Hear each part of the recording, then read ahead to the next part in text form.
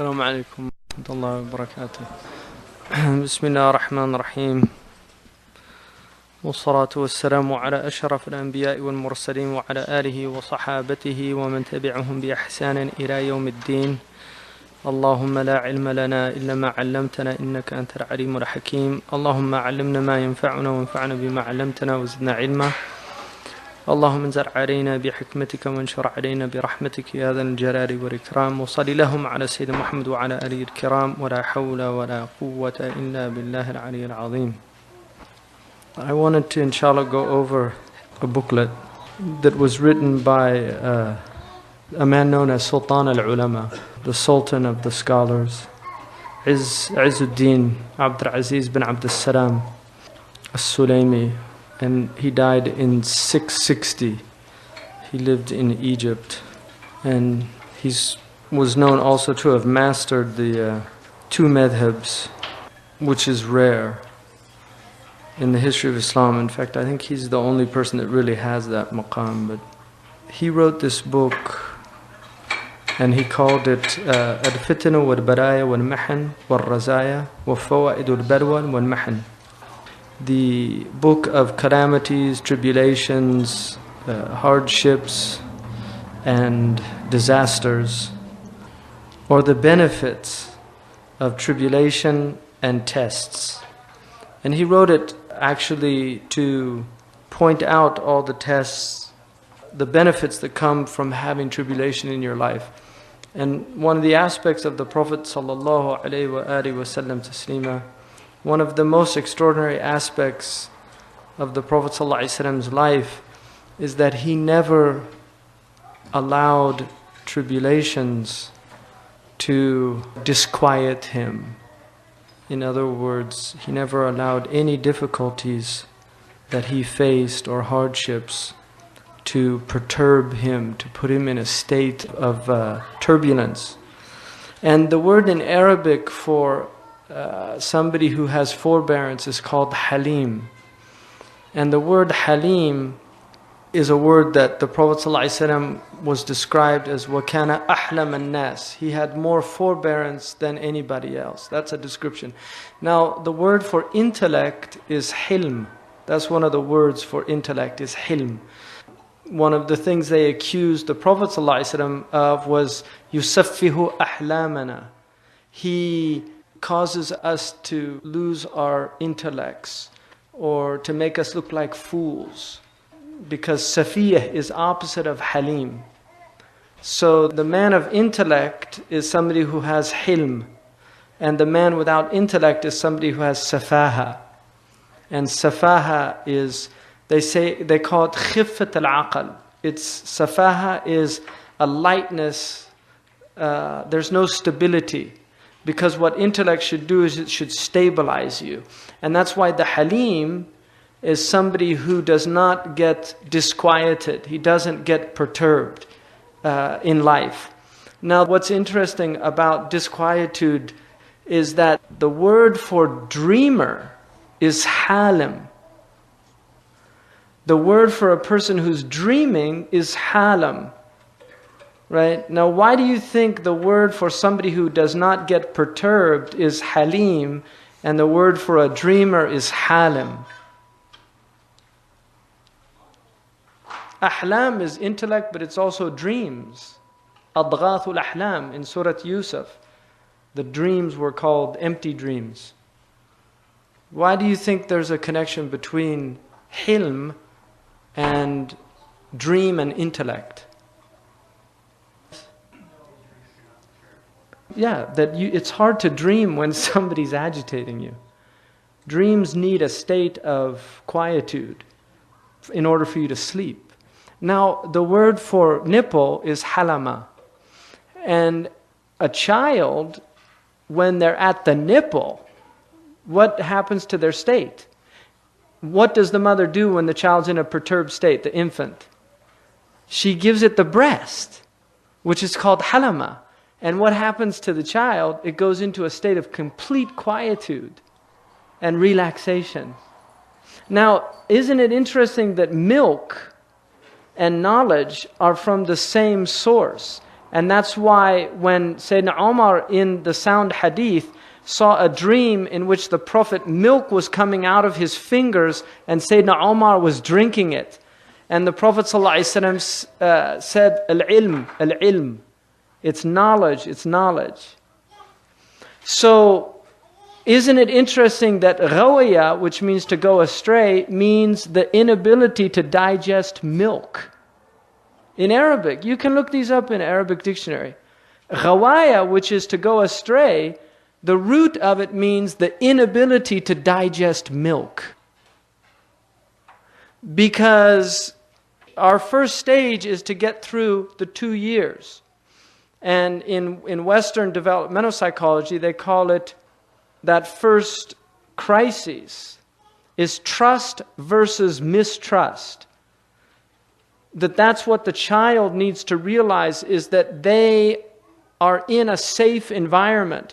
And if they're not given milk, they're neglected by their mother, if they're mistreated, they don't get through that first developmental stage, and then every stage after that is a disaster. According to Erickson, I mean, this is a theory in developmental psychology, but my point of bringing that up is that trust versus mistrust is related to whether or not the mother removes the disquietude of the child or not.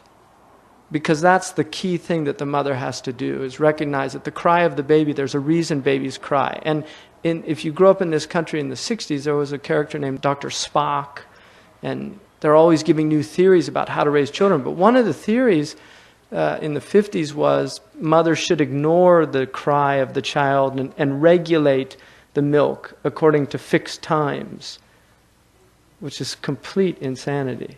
But that's what they did. And now look at the society out there. So the Halim, the person who's Halim, is a person who, in the face of tribulation, whether it's a person or whether it's a circumstance, they do not lose their cool. They do not become perturbed.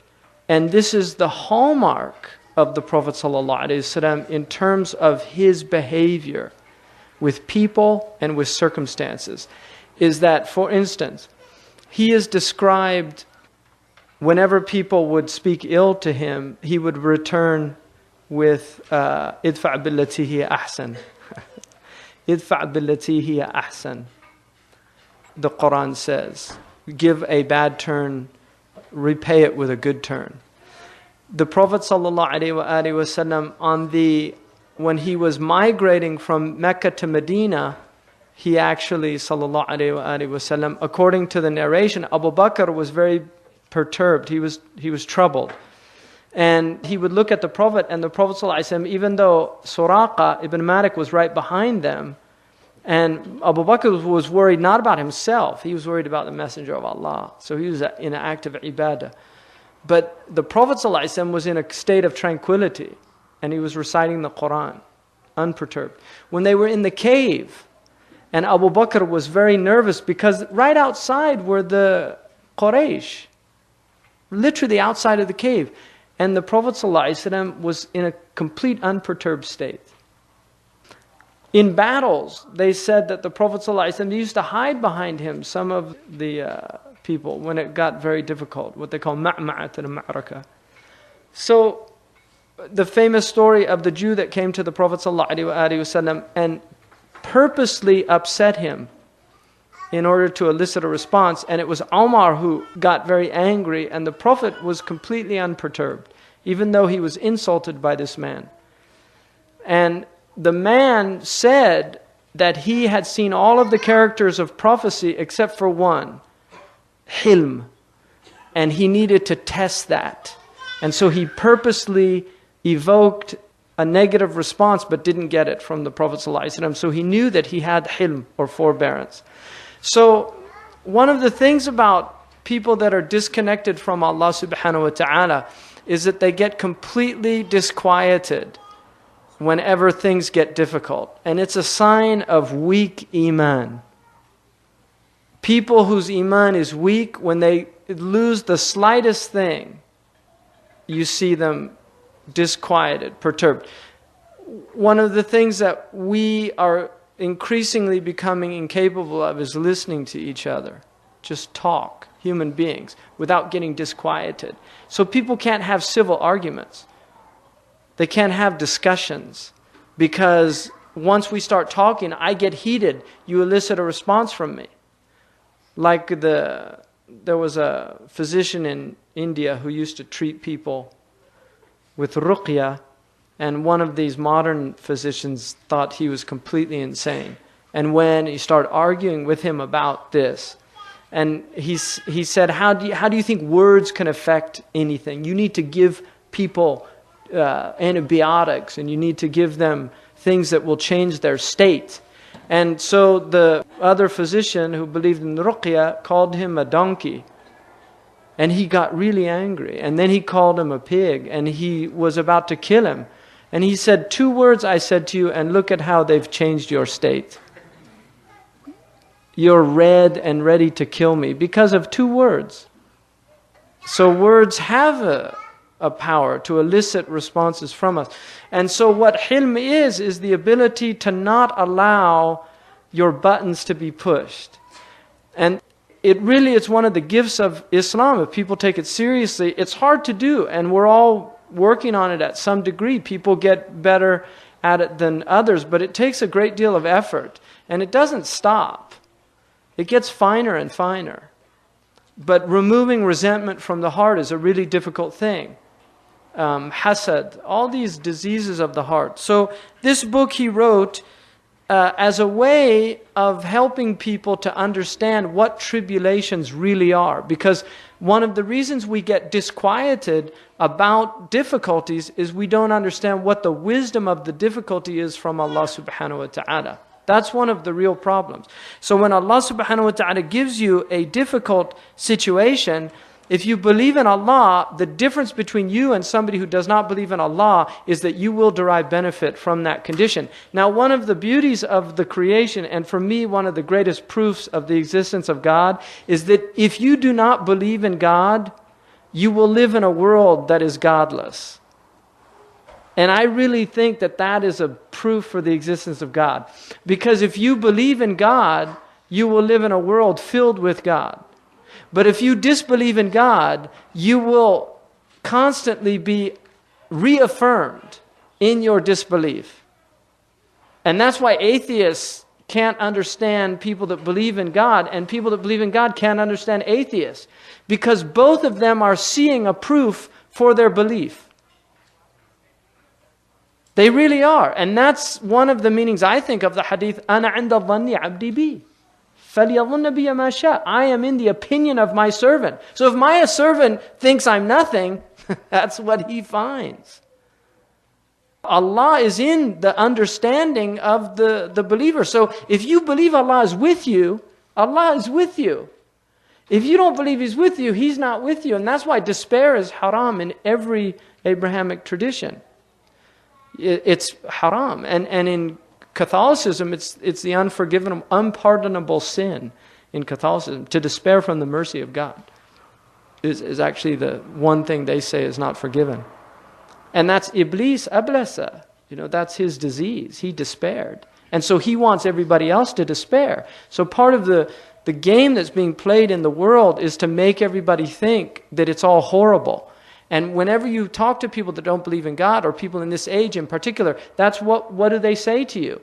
Look around you. How can you believe in God? Well, that's my whole point. I'm looking around. How can I not believe in God? So where's the problem? The problem is in what they call evil.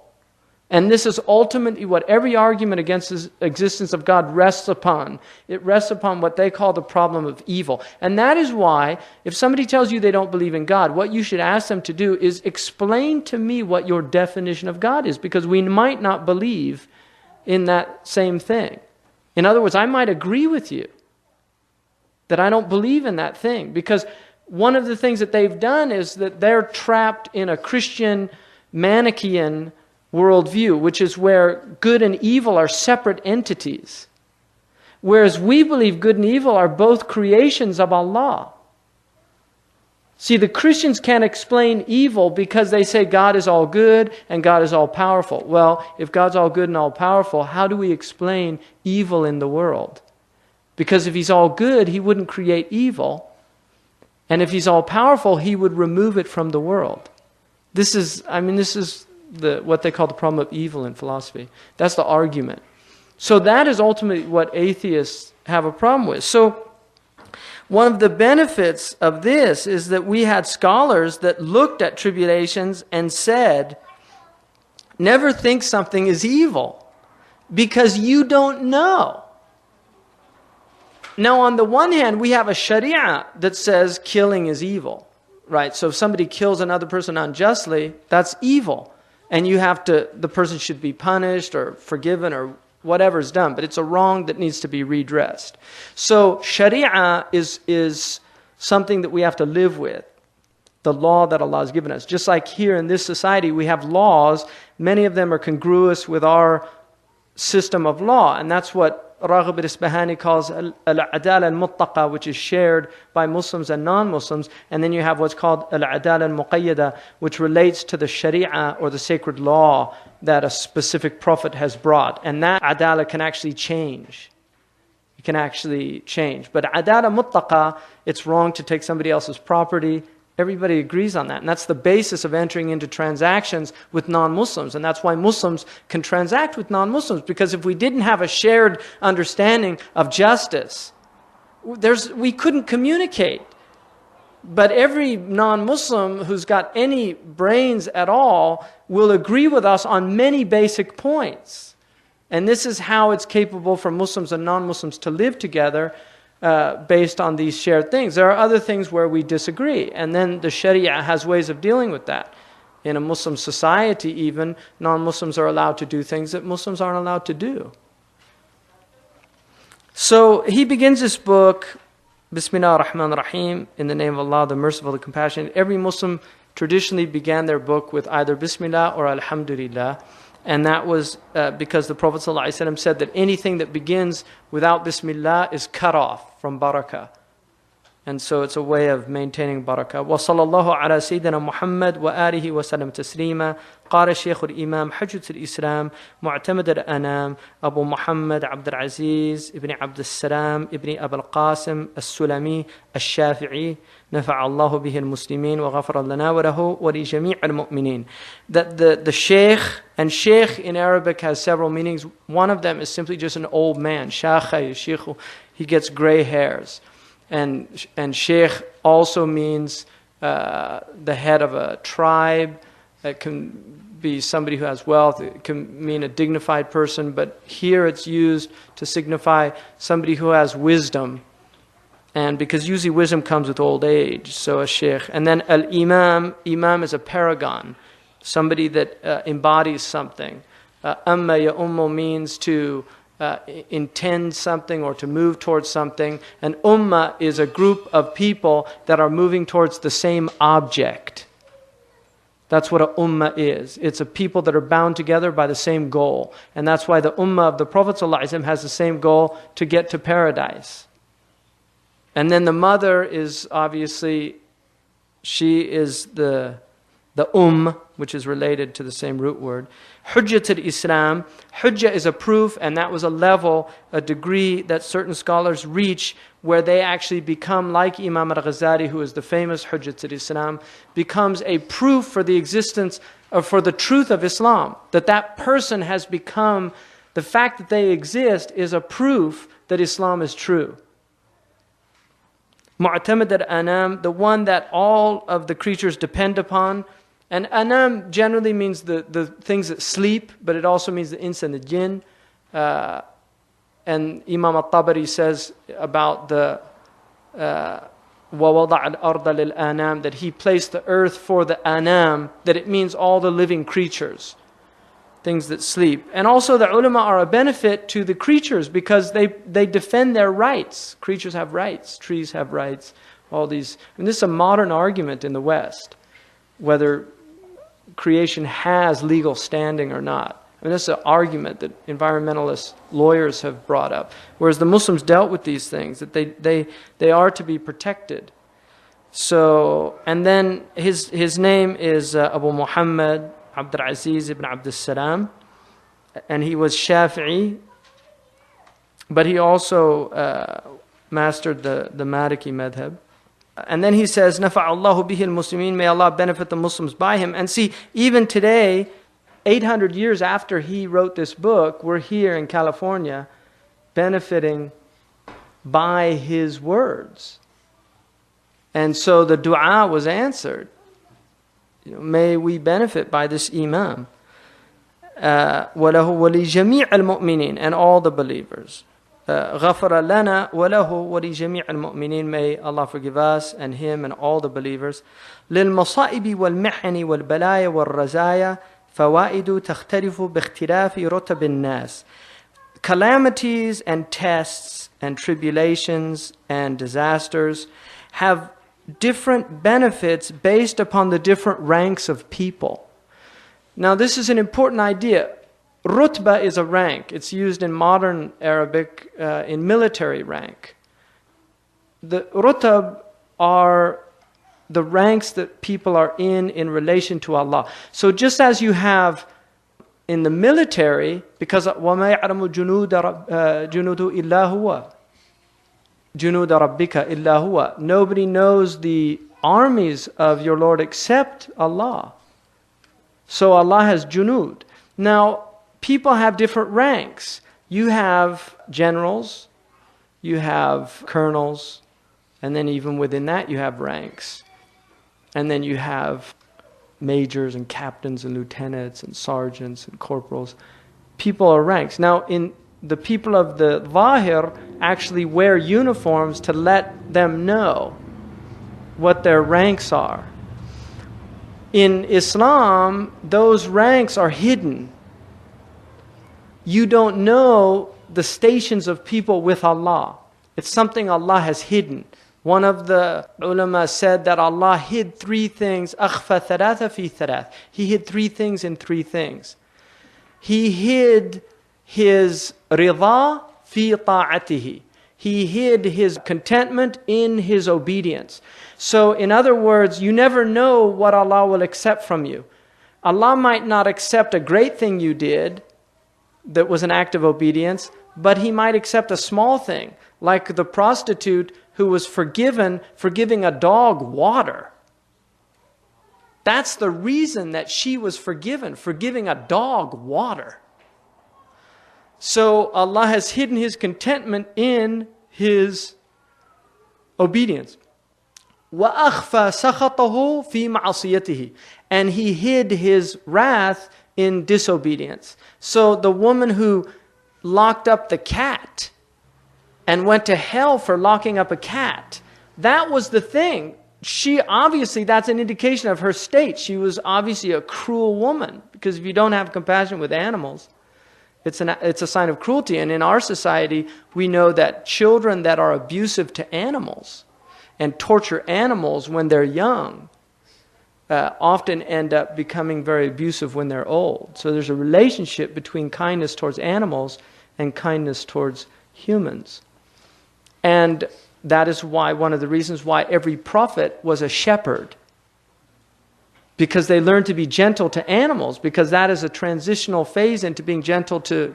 Because if you're kind to animals, you should certainly seem that you would be kind to humans, which are we're the highest on that chain, hierarchy of beings. So, I mean, people say, you wouldn't treat a dog like that. You know, like, why are you treating me like that? You know, well, because dogs are faithful and you were unfaithful. So he says benefits are based on the differences of the ranks of people. So for some people, a tribulation removes wrongs. Imam al-Ghazali radiallahu anhu said that there are wrongs in this world that are only removed by depression. That, you know, if you're wondering why people get depressed from dhunub. I mean, and also the soul. You see, I don't care what anybody says about alternative lifestyles and all these people out there doing People, I guarantee you, people have trouble in their soul. You can numb it, you can preoccupy yourself, you can entertain yourself, you can do all these things to not deal with the soul's anguish, but you cannot remove the anguish of the soul. It's not possible. Which is why, Marx said religion is the opiate of the masses, and Abdul Hakim Winter said, but opium is the religion of the masses. That's the idol, is escape from reality. That's what they're worshiping. Because they'll do anything for that idol. And all they're trying to do is numb the pain of existence. But the existence is painful because you are not fulfilling your function. And when you don't fulfill your function, there's always trouble. And anytime anything in the body is not fulfilling its function, what is the first sign to let you know that you should go to a doctor? Pain. There's some type of disquietude in the body to let you know it's not fulfilling its function. So if suddenly you've got this pain in your liver, and you go and he says, you've got hepatitis. That pain was to let you know the function has been disrupted. The same is true for the soul.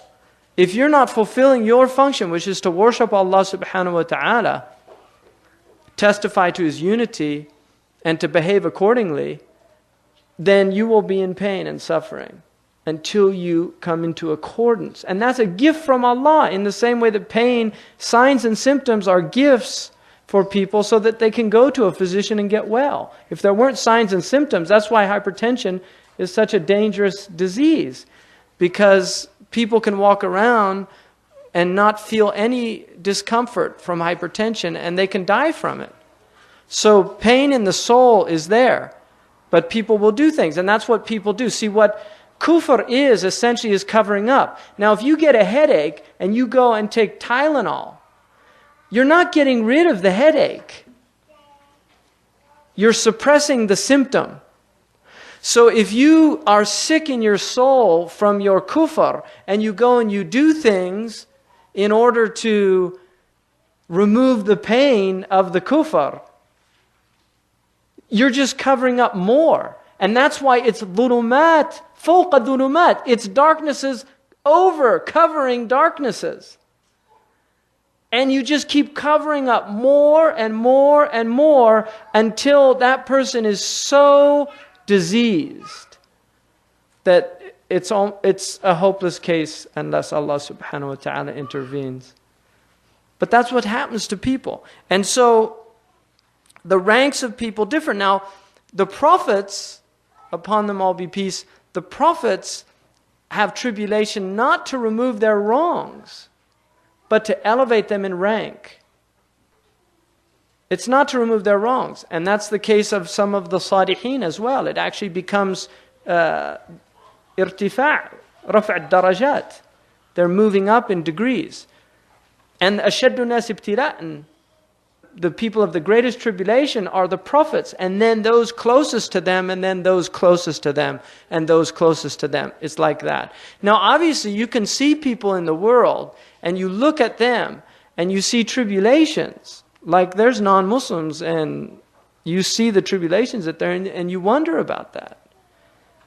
Well, according to Ibn Abbas, radiallahu anhu, that he said that there's no tribulation that doesn't have a tribulation that could be worse than it.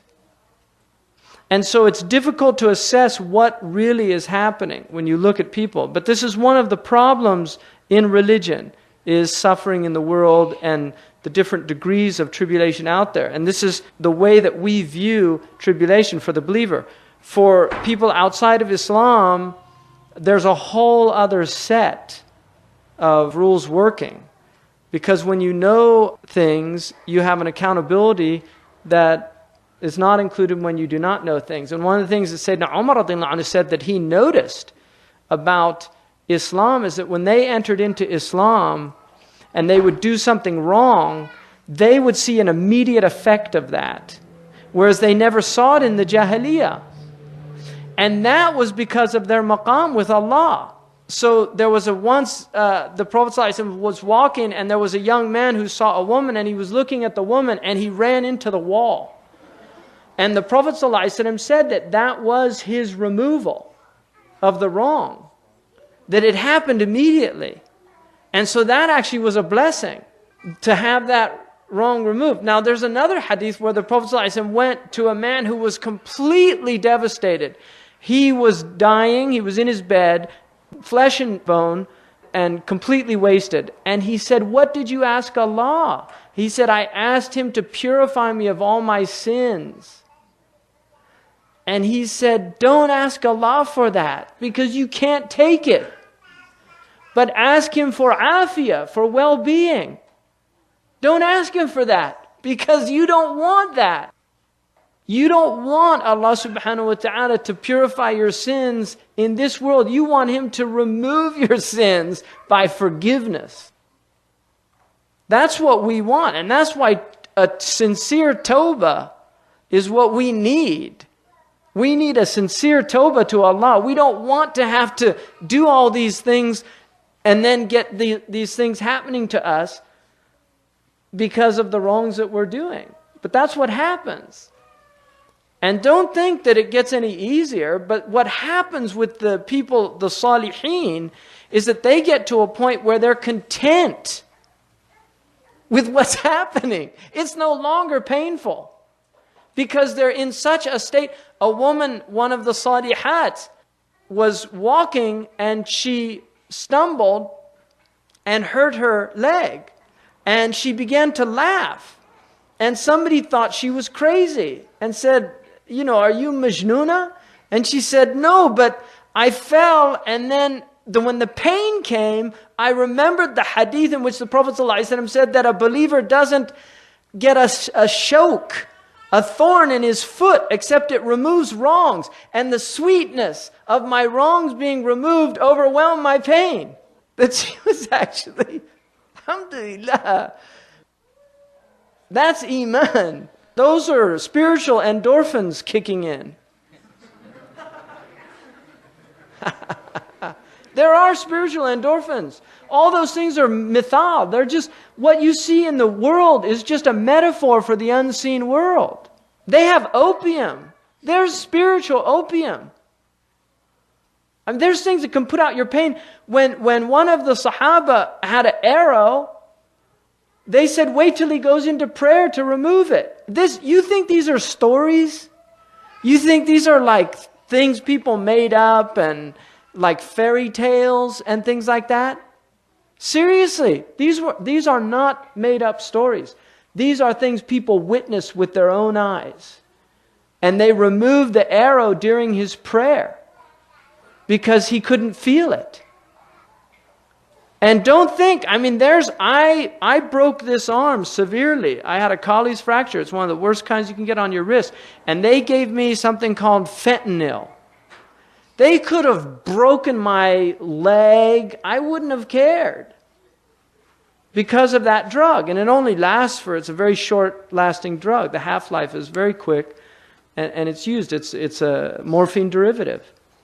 But once they gave me the fentanyl, he could have done anything. He took it and pulled it down and reset it. I didn't feel anything. I was in complete bliss from a drug. And that's just a chemical reaction happening in the brain. That's all it is.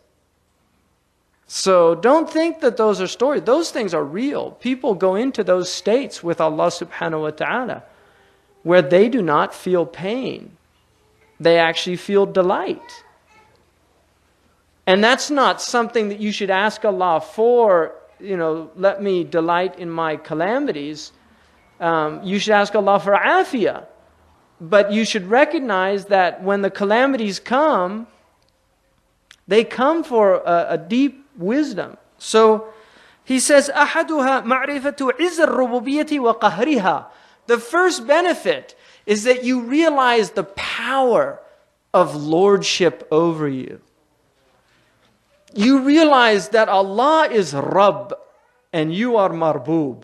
And the nature of lordship is that lordship lords over you. And this is why when tribulations come to you, لا حول ولا قوة إلا بالله إنا لله وإنا إليه راجعون. They should remind you this is beyond. There's things you can control. In my environment here, there's things I can control. I'm thirsty. I have a cup. Allah's given me will. Bismillah, I can drink. I can quench my thirst. Allah has given me that, but He can take it away.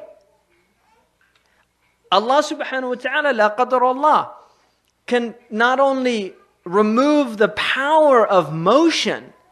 Guillain-Barré. Has anybody ever seen a person with Guillain-Barré?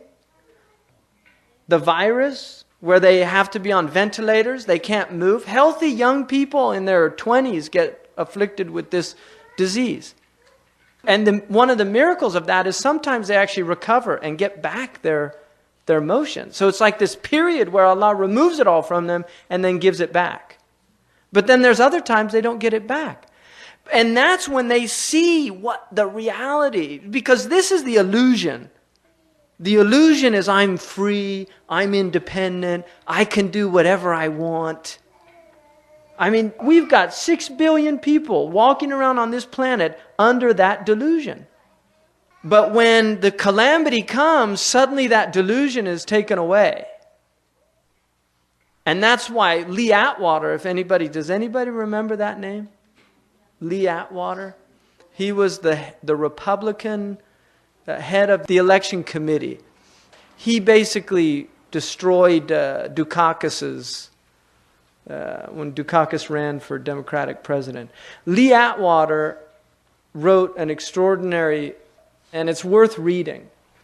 It's a confessional that he wrote right before he died, because at the age of 39, and this was a man who by dunya standards in this society had it all. That's what they said about him. He was young, handsome, wealthy, powerful. He had it all.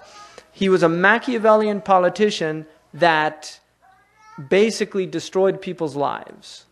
He said that he based his life on Machiavelli's book, The Prince. That was his Bible. And then at the age of 39, he got a tumor in the brain. And all he wanted to do was ask forgiveness of all the people that he had destroyed.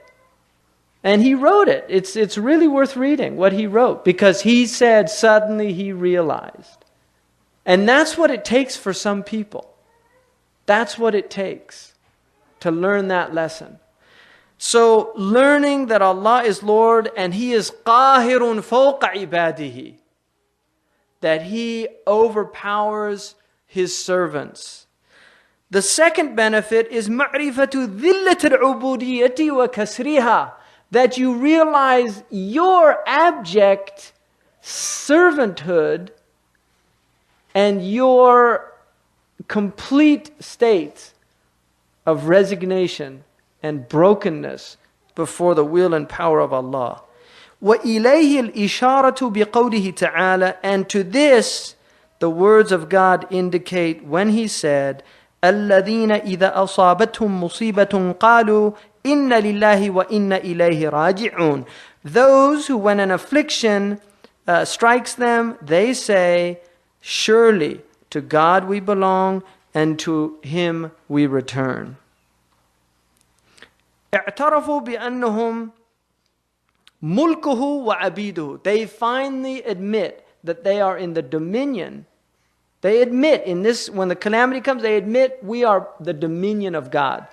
Inna lillahi, we belong to God. In other words, if I take something, if I take this, if I owned it, and I took it and threw it out, and you say, you can't do that. Why can't I do that? This is mine. I own it. I can do whatever I want with it. That's the nature of property. Property is the property is that the one who owns it has the right to do what he wills with it. That's the nature of property. If you don't have that quality of possession, then it's not really your property.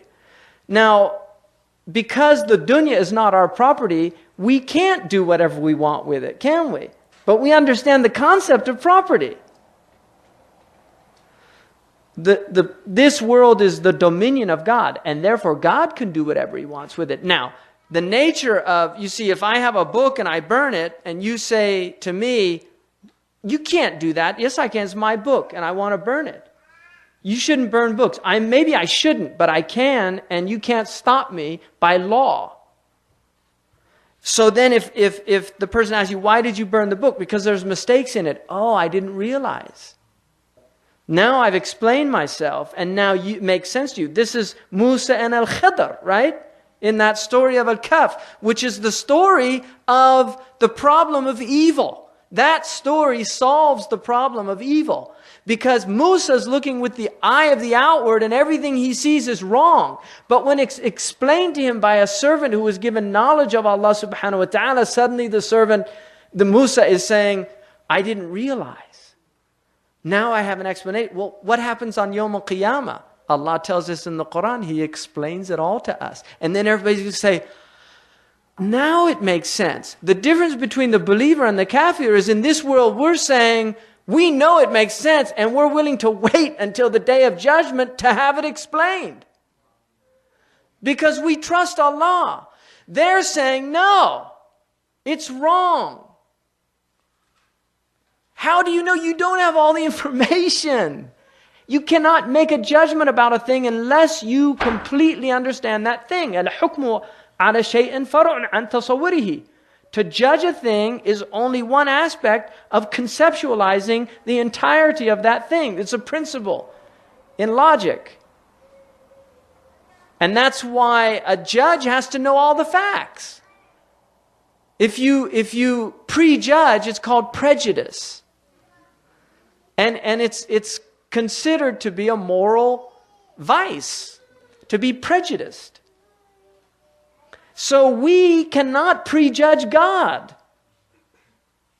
We don't have that right to do that. We cannot prejudge Allah subhanahu wa ta'ala, because Allah subhanahu wa ta'ala is the one who knows all things. وَمَا أُوتِيتُم مِّنَ الْعِلْمِ إِلَّا قَلِيلًا. And as for you, you have only been given a small amount of knowledge. So how can you judge it? On the way here, I was talking with a physician in the car, and one of the things that he said was, he was talking with a nephrologist, or one of his anatomy professors said, we don't even know how we urinate.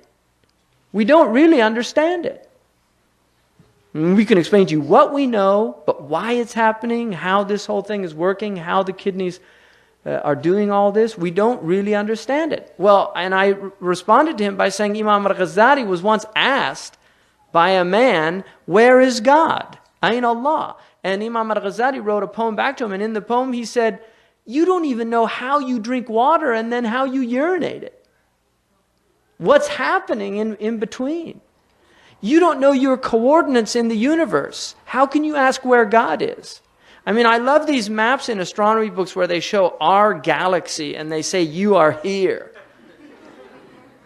They put this little, I'm serious, they do it in astronomy books. They have the Milky Way, and then they say, you are here. Give me those coordinates.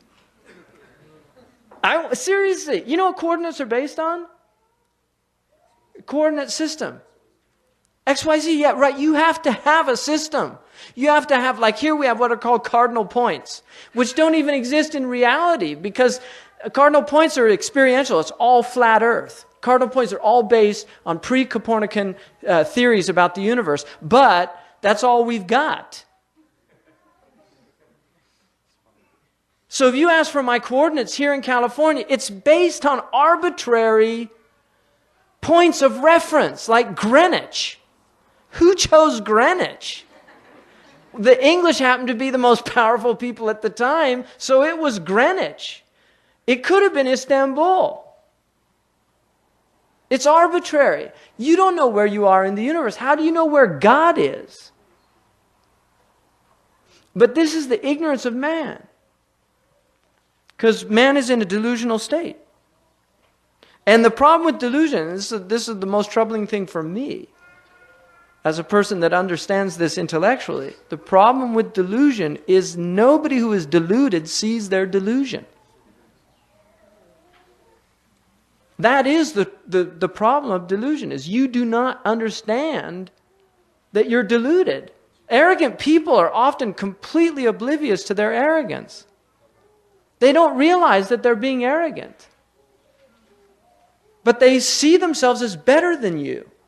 And that's where the arrogance comes from. And to see themselves as better than you is a delusional state, because in reality they do not know whether or not they are better than you. They might be, but they don't know. See, you didn't ask me what were the other things that there was one thing I left out of the three things. That just reminded me of that. أَخْفَى أَوْلِيَاؤُهُ فِي عِبَادِهِ. He's hidden his awliya amongst his servants. And the frightening thing about this is, it might even be a non-Muslim. That's the amazing thing about it. Because Imam al-Qurtubi said that Sayyidina Umar was beloved to God when he was in Mecca prostrating to idols. So you don't even know. You could meet a person and he could be better than you. And that's why Habib Umar told one of the students that was in Yemen, when you go to America, he said, if you want to call Americans to Islam, never call anybody, talk to them about Islam, except that you assume that he's better than you. Not that he's lower than you, that he's actually better than you. And that methodology is what spread Islam all over the world. Because what he said is that you now know the truth, and so any disobedience you do, you have no excuse for. Whereas as long as he's in a state of ignorance, it might be an excuse with his Lord until the message comes to him. Because we believe that people that haven't been given a message are forgiven.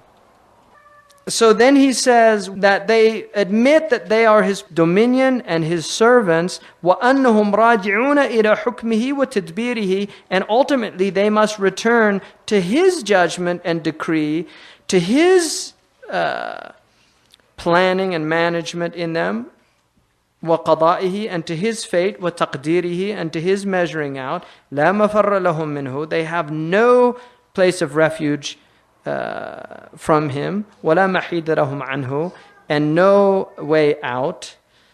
The third benefit of calamities is الإخلاص لله تعالى إذ لا مرجع في دفع الشدائد إلا إليه. The third is sincerity to Allah, because one has no place of return in putting off or defending against the calamities except to him.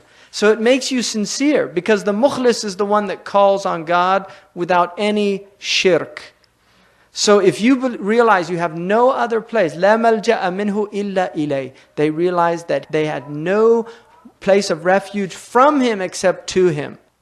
That state is a great gift from Allah subhanahu wa ta'ala, because it puts you in a state of ikhlas. And one of the ulama said that a moment of ikhlas in this world is enough to save a person. Just to be in that state of ikhlas with Allah subhanahu wa ta'ala. So that is a great gift. وَلَا مُعْتَمَدْ فِي كَشْفِهَا إِلَّا عَلَيْهِ, and there's no source to depend upon in removal of that calamity except upon Allah subhanahu wa ta'ala. Allah says, وَإِنْ يَمْسِسْكَ اللَّهُ بِضُرٍّ فَلَا كَاشِفَ لَهُ إِلَّا هُ. If Allah afflicts you with some harm, there's no remover of that harm except Allah subhanahu wa ta'ala, except Him. وَإِذَا رَكِبُوا فِي الْفُلْكِ دَعُوا اللَّهَ مُخْلِصِينَ لَهُ الدِّينَ. When they get on a boat and then there's turbulence and waves, suddenly they're calling Allah sincerely. These are people that are not, they're in a bad state, but Allah is saying in that state they're mukhlisun. Because when the calamities come, so that is a benefit of calamities, is that they make, and how many times, wallahi, you ask yourselves, every one of you right now, you ask yourself, how many times has a calamity afflicted you and it led to that state? Where you really felt, you're the only one that can help me in this. That's how I became Muslim, wallahi. I mean, I remember very clearly when I was 17 years old, I had an incredible tribulation. And I remember the night. I was in a car. I'll never forget that night where I know that I called on Allah with absolute sincerity. I remember it very clearly. And that prayer got answered. And that's the beauty, because that's the Ism al-Azam. If you call on Allah That is the Ism al-Azam. The greatest name is the name that has no partnership with it. The fourth benefit, al-inabatu ila Allah ta'ala wal-iqbalu alayh. وَإِذَا مَسَّ الْإِنسَانَ ضُرٌّ دَعَى رَبَّهُ مُنِيبًا إِلَيْهِ. That he returns to Allah subhanahu wa ta'ala and suddenly is fervent in his desire of his Lord. So that's a benefit. Allah says when a harm afflicts the human, he calls on his Lord, returning back to him, to his Lord. The fifth one, al-khamisatu at-tadarru'u wa-du'a, that it leads to a humbled state before God and prayers, that you're calling on Allah subhanahu wa ta'ala. فَإِذَا مَسَّ الْإِنسَانَ ضُرٌّ دَعَانَا. When the harm afflicts a person, he calls on us. Da'ana. So one of the things that Allah loves, and there's a hadith that Allah afflicts people He loves just to hear them call on Him. Subhanallah. It's only for a short time. I mean, that's the thing. If you just keep it in perspective, it's just like the dentist. He said, this is only going to hurt for a second. But he's doing it for your benefit. And that's why you let him do it.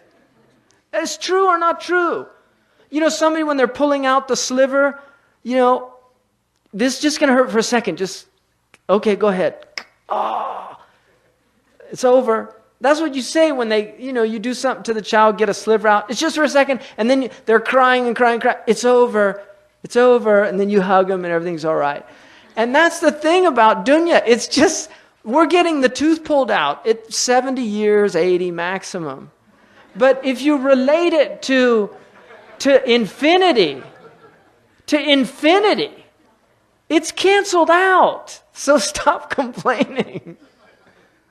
Really, just sit back and relax. You know what it's like? I've seen this with my own child. And you could do this. Take the child, don't do this.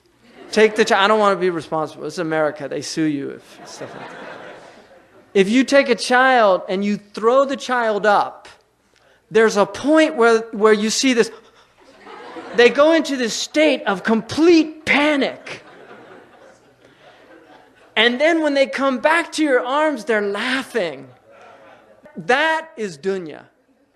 I guarantee you, that moment, that is your life. You came from God, and you're going back to God. And there's just a moment where you're in a complete state of panic. But just relax. You're in good hands. You're in good hands. So just relax. The Moroccans say, رَيَّحْ بَالَكْ وَتَعْلَمَ السِّبَاحَةِ. Relax the mind and learn to swim. Seriously, relax the mind. Do you remember when you first learned to swim? I remember. I'll never forget it. I got placed on my back. And the person told me, relax completely.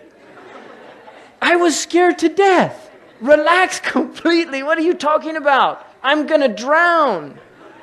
No, you're not. You're going to float. Relax. And it was frightening in the beginning, but once you learned to relax, suddenly you were floating and everything was fine. And that's dunya. You just have to relax. We're in the ocean of dunya. And we need to just float. Just keep afloat. Don't drown. They're all drowning out there. Because it's, you know, the person who drowns, they come up and they're in a state of panic. If they would just relax, they wouldn't drown. But the panic is causing them to drown. And that's what's happening with all these people out there. It's the panic. إِنَّ الْإِنسَانَ خُلِقَ هَلُوعًا. Human beings are created in a state of anxiety. إِذَا مَسَّهُ الشَّرُّ جَزُوعًا. When any harm afflicts them, they panic. وَإِذَا مَسَّهُ الْخَيْرُ مَنُوعًا. And when good comes to them, they withhold. They don't want to share it with anybody. إِلَّا الْمُصَلِّينَ. Except the people of prayer. They're in a different state. And that's the people we want to be from the mustathnayun, the people that are exempted from that other state. Because that trust in Allah is what saves you. So that's the fifth, is tadarru'. Allah subhanahu wa ta'ala also says, بَلْ إِيَّاهُ تَدْعُونَ فَيَكْشِفُ مَا تَدْعُونَ إِلَيْهِ إِنْ شَاءَ. They call to Him. Rather, to Him may your call be, and Allah, فَيَكْشِفُ مَا تَدْعُونَ إِلَيْهِ إِنْ شَاءَ. He will remove what you're calling Him for to remove, the calamity, if He desires. إِنْ شَاءَ. So that's one of the benefits. قُلْ مَنْ يُنَجِّيكُم مِّن ذُلُمَاتِ الْبَرِّ وَالْبَحْرِ تَدْعُونَهُ تَضَرُّعًا وَخُفْيًا. Say, who will save you from the darknesses of the land and the sea when you call on Him, abased and humble, in fear and in concealment. The sixth benefit, الْحِلْمُ عَمَّنْ صَدْرَتْ عَنْهُ الْمُصِيبَةِ. The sixth one is that you're forbearing toward the one who has afflicted you. الْحِلْمُ عَمَّنْ صَدْرَتْ عَنْهُ الْمُصِيبَةِ. Allah subhanahu wa ta'ala says in the Quran, إِنَّ إِبْرَاهِيمَ لَأَوَّاهٌ حَلِيمٌ. Ibrahim was somebody who had compassion for other people. يَتَأَوَّهُ. He felt compassion. Some of the ulama say that's the awwah. And then Halim is the gentleness. So, فَبَشَّرْنَاهُ بِغُلَامٍ حَلِيمٍ. We gave them good tidings of a Ghulam Halim, Ismail alayhi salam, the young boy, a forbearing boy. And then the Prophet ﷺ said, إِنَّ فِيكَ خَصُلَتَيْنِ يُحِبُّهُمَ اللَّهُ الْحِلْمُ وَالْأَنَاهُ. You have two qualities that Allah loves, forbearance and deliberation. وتختلف مراتب الحلم باختلاف المصائب في صغرها وكبرها فالحلم عند أعظم المصائب أفضل من كل حلم. And there is a difference in the rankings of forbearance based upon the differences of the calamities in their enormities and in their severity, whether they're great or small. So a forbearance shown when there's great calamities is much greater than any other type of forbearance. So that's one of the great blessings, is the ability to show forbearance, because it's a gift from Allah subhanahu wa ta'ala. The seventh one, السابعة العفو عن جانيها, that you can actually forgive them. So it's not just having forbearance, but you actually forgive them. And you get one of the greatest rewards is forgiving people that have actually done you a wrong. Allah subhanahu wa ta'ala says, وَالْعَافِينَ عَنِ النَّاسِ. Those who forgive people. Allah loves those people.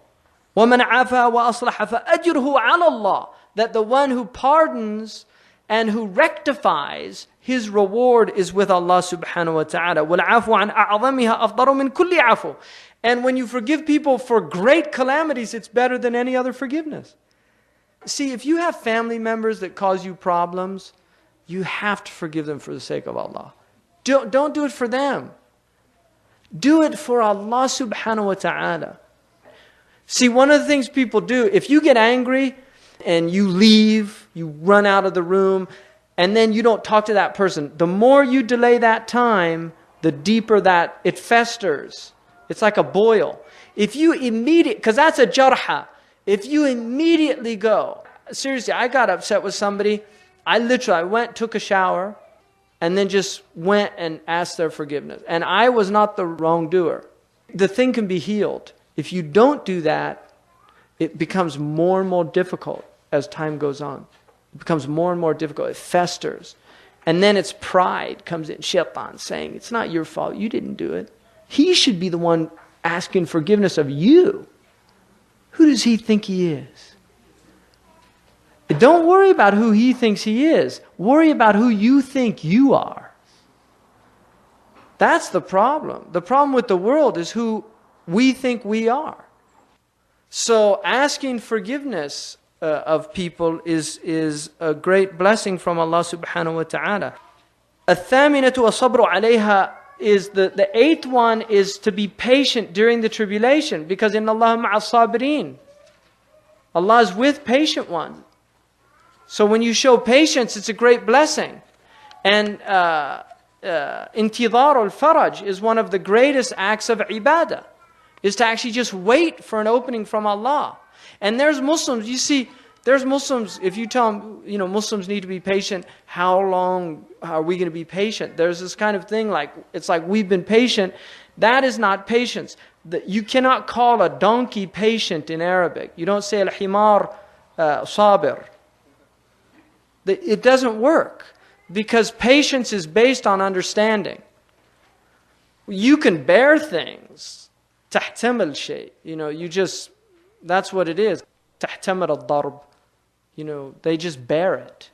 But patience is different. Patience has what's called ihtisab, which is where you actually reckon with your Lord a reward. You're believing there's a reward coming from being patient.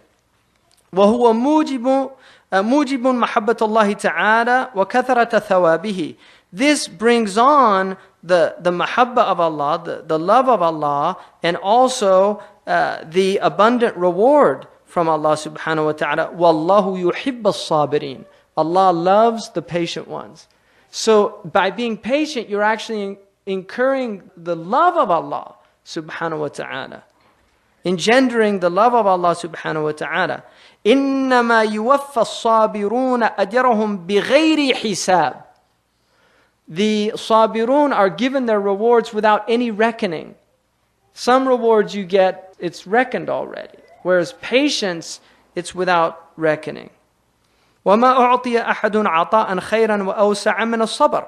No one was given a blessing better and more vast than patience. The ninth one, الْفَرَحُ بِهَا لِأَجْلِ فَوَائِدِهَا, is to actually be happy, glad about what's happening because of those benefits. قال عليه الصلاة والسلام والذي نفسي بيده إن كانوا ليفرحون بالبلاء كما تفرحون بالرخاء. The Prophet ﷺ said in a hadith that Imam Ahmad relates about the peoples that went before, they used to be as happy during calamities and tribulations as you are during times of abundance. وقال ابن مسعود رضي الله تعالى عنه حبذا المكروهان الموت والفقر. How wondrous those two distasteful things, death and poverty. Because in the akhirah, poverty in this world is a blessing because your hisab is much less if you're poor. And that's what Imam Ali radiallahu anhu said about wealth. He said, حلاله حساب وحرامه عقاب. What's halal from it is a reckoning, and what's prohibited from it is a punishment. And that's why the zuhad are called a'qalun nas. The most intelligent people are the people of zuhud, because they give up things because they don't want the problems that go with things. وَإِنَّمَا فَرِحُوا بِهَا إِذْ لَا لِشِدَّتِهَا وَمَرَارَتِهَا بِنِسْبَةِ إِلَى ثَمْرَتِهَا وَفَائِدَتِهَا. That they were happy with it, not because they happened, but rather because of the rewards and the fruits that came from those tribulations. كما يفرح من عظمت أدواؤه بشرب الأدوية الحاسمة لها مع تجرعه لمرارتها. So just as somebody who is happy, who has great diseases, when he drinks that bitter cure that will remove the disease, he's drinking it and he's happy about it because he's thinking not about the bitterness and the difficulty of the remedy, but he's thinking about the benefits that will come from taking the bitter remedy. And so this is the way people are of Allah with the tribulations. And the 10th, al-ashiratu ashukru alayha, to be grateful for it.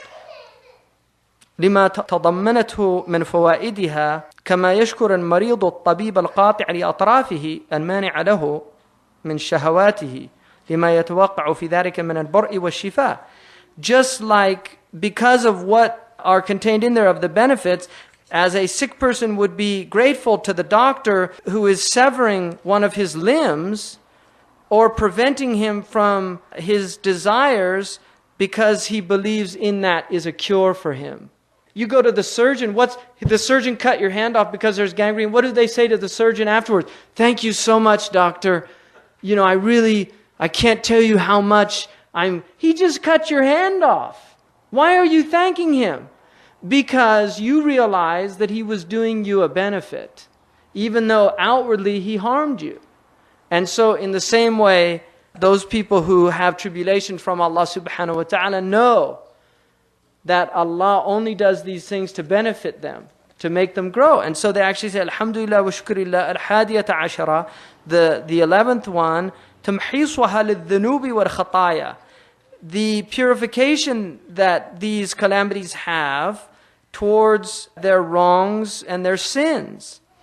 Allah subhanahu wa ta'ala says, وَمَا أَصَابَكُم مِّن مُّصِيبَةٍ فَبِمَا كَسَبَتْ أَيْدِيكُمْ وَيَعْفُ عَنْ كَثِيرٍ. That anything that afflicts you is from what your own hands have wrought, and He pardons much of what you have done. In other words, what you're being afflicted with is actually much less than what you deserve. And in that, one of the things that Imam An-Nasafi radiallahu anhu says in his tafsir of this, and his tafsir is, it's a beautiful tafsir, but one of the things he says in that, he said, if you reflect on the meaning of that, you will show gratitude for your calamities, because you will realize that it's a blessing that they're much less than they are. That's the secret of that ayah. وَيَعْفُ عَنْ كَثِيرٍ. That's why Allah followed that up, that you're afflicted with your wrong actions. You can feel bad about that, but then when you realize that He's pardoned so much, it actually makes you feel grateful that Allah has overlooked so much of your shortcomings. وَلَا يُصِيبُ الْمُؤْمِنَ وَصَبٌ وَلَا نَصَبٌ حَتَّى الْهَمَّ يُهِمُّهُ وَالشَّوْكَ يُشَاكُهَا إِلَّا كَفَّرَ بِهِ عَنْ سَيِّئَاتِهِ. That the believer is not afflicted with any difficulty, any exhaustion, fatigue, anxiety that concerns him, or even a thorn that punctures him, except that Allah removes with it, that he steps on, a thorn that he steps on, except that Allah removes with it his wrong actions. So those are all blessings. So no disease, no exhaustion, fatigue, anything like that, it all comes as removal of wrong actions. Subhanallah. الثاني عشر رحمة أهل البلاء ومساعدتهم على بلواهم. The 12th blessing is the compassion that Allah enables you to show to people that are in tribulation, and to help them. Because من نفس عن مؤمن, whoever relieves a kurba, one of the calamities of this world for a believer, Allah will relieve a calamity for him on the Yawm al-Qiyamah. So people in tribulation become an opportunity. And one of the things that Imam Muhammad al-Hassan, Hafidhullah, one of the things he says in his commentary on the Mathara, he said there's two conditions that people have.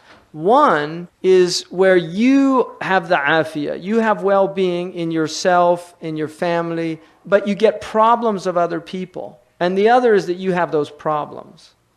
And he said that if you don't help people that have problems, then Allah will give you those problems. That's the nature of the world. This is it. لِيَبْلُوَكُمْ is to test you. So you're either tested in yourself or with others. But you have to respond appropriately. So avoiding those things is a danger. And that's why the tribulations of others are actually a blessing. If they come to you for help or something, it's an opportunity to earn some closeness to Allah subhanahu wa ta'ala. And الناس معافى ومبتلى فرحموا أهل البلاء واشكروا الله على العافية. In the Muwatta of Imam Malik, Isa alayhi salam was reported to have said, people are of two types, people of well-being and people of tribulation. So have compassion for the people of tribulation and show gratitude for well-being. That's why if you're in good shape, don't complain. Tell somebody to punch you every time you complain or something, because you don't want, if you complain and you don't have anything to complain about, Allah will give you things to complain about. And then you'll think about how good things were. Remember we used to complain about that? What were we thinking? There's people that say that. When real calamities hit them, they think, what was I complaining about before? Well, the truth is, stop complaining now because it could get worse. That's the whole point. It could get worse. And one of the poets said, وَإِنَّمَا يَرْحَمُ الْعُشَاقَ مَنْ عَشِقَ. The only people that really feel sorry for the people in passionate love are people who have been in passionate love. So when you see people of tribulation, you should remember, I've been there, I remember what that was like. And show compassion to them. الرابعة عشرة, the 14th one, the ثالثة عشرة. معرفة قدر نعمة العافية. Tribulations give you the blessing of having true knowledge of the extent of the blessing of well-being. So when tribulations come, you really appreciate what well-being is. So it's better to appreciate it when you've got it. والشكر عليها فإن النعم لا يعرف مقدارها إلا بعد فقدها. The nature of blessings is that nobody realizes the extent of them until they've lost them. That's human being. ظلوم كفار. He's just oppressive to himself and constantly denying the blessings of Allah subhanahu wa ta'ala. الرابعة عشرة, the 14th, ما أعد الله تعالى على هذه الفوائد من ثواب الآخرة على اختلاف مراتبها. What Allah has prepared from the blessings of the reward of the akhirah based on these varying ranks.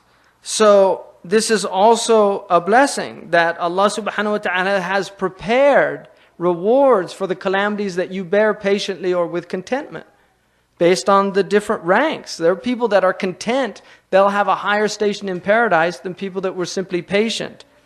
And patience is the lowest maqam. In the maqamat of the tawbah is actually the first one. الخامسة عشرة ما في طيها من الفوائد الخفية. What is hidden inside the folds of these calamities of blessings. That's another benefit.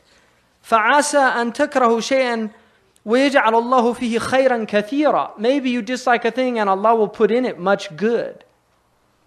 See, you don't know. There's things hidden in blessings. So I'll give you an example. I missed a flight once. And alhamdulillah, I've never been upset about missing a flight. I guarantee you, because I always think if the plane goes down, I'm going to feel like such a fool for having run to catch the plane or something like that. So I just relax. You never want to be on a plane that you ran to catch and then it goes down. What was I running for? So if you miss it, you miss it. But I missed a plane. Everybody said, oh, they ended up giving me like $500 back because they had to reroute the ticket and things like that. And the difference was nothing in time and things like that. There's always benefits that are hidden in what you think is a trouble. And the thing about the world is that if you enter into a state with your experience of the world in which whenever these things happen, you just accept them, you'll always find the benefits. You'll see them always. Allah will show you. You'll know there's a benefit. في كل تأخير خيارة. In every delay, there's God's choice in it. That Allah, and that's part of what the mu'min does. He submits to it. And the 16th one is that tribulations prevent you from arrogance and from evil and from pride and from tyranny and doing all these things like Nimrod. He says, had Nimrod been a poor, sickly person, deaf and dumb, he would have never done all those horrible things that he did. The same with the tyrants of the world. Had they been born impoverished and this and that. But it's those things that make them arrogant. And then the 17th one is contentment. الرضا الموجب لرضوان الله تعالى فإن المصائب تنزل بالبر والفاجر. Because tribulations afflict the good and the evil. And so whoever doesn't like it, then it's just on him. And he's lost the dunya and the akhirah. And whoever's pleased with it, he's pleased because he knows that paradise is better than anything in this world. And if those tribulations are what it takes to get him into paradise, then he's content with it. So these are the blessings that, some of the blessings, I mean there's many blessings, but these are the ones that Sultan al-Ulama Izz ibn Abd Salam enumerated. And they're good to remember in these times. But I will end this by saying, read history. These are not bad times. Muslims shouldn't be so negative. There's been much worse times. I mean, there's aspects that are bad about this time. And certainly one of the greatest calamities of the time is that we don't have a lot of people of knowledge anymore. And we don't have levels of deen and things like this. But just in terms of outward dunya calamities, this period is nothing if you read history. It's nothing. The real calamities of this age are spiritual calamities. They're not worldly calamities. So what we should be, if we're going to weep over the calamities of the age, we should be weeping about the loss of Iman, about the lack of religion, about the lack of spirituality. We shouldn't be weeping about all this stuff we see out there because it's just not that bad. I'm sorry. And if you think it is, you haven't read history. Things have been much worse. I mean, read about earlier wars and how many people died and plagues that afflicted people and wiped out. A third of Europe was wiped out by the Black Plague. And there's too many blessings. We've got the blessings we have. It's just overwhelming. That's why, inshallah, we'll just all ask Allah to put us in a state of gratitude with Allah and make us from the shakirin. You know, really, make us from the shakirin and just not complain. Even the thing about complainers, even complainers don't like complainers. Really. They want to complain, but they don't want to listen to anybody complain. So, inshallah, we'll all stop whining. It's the maqam of the tifl, is to whine. That's what I always tell my boys. Nobody likes a whiner, even a whiner. And they laugh, because they know it's true. So whining is a maqam. It's the maqam of the tifl. That's what a whiner is. And the rijal, and the rijal is in haqiqah, it doesn't mean a male. The rajul is male and female. It's the one who has reached the maqam of the adult. It's the mature one. That's what it means. It's the mature one. Rujula is maturity. So inshallah, Allah make us all mature. Jazakumullah khairan. Very nice to see everybody. And we have great blessing, as you know, the people here, Shaykh Muhammad Yaqubi, Shaykh Salik. It's a real blessing. I mean, the level of knowledge is immense. And inshallah, may Allah make us worthy containers for what's being poured into us. Inshallah. Jazakumullah khair.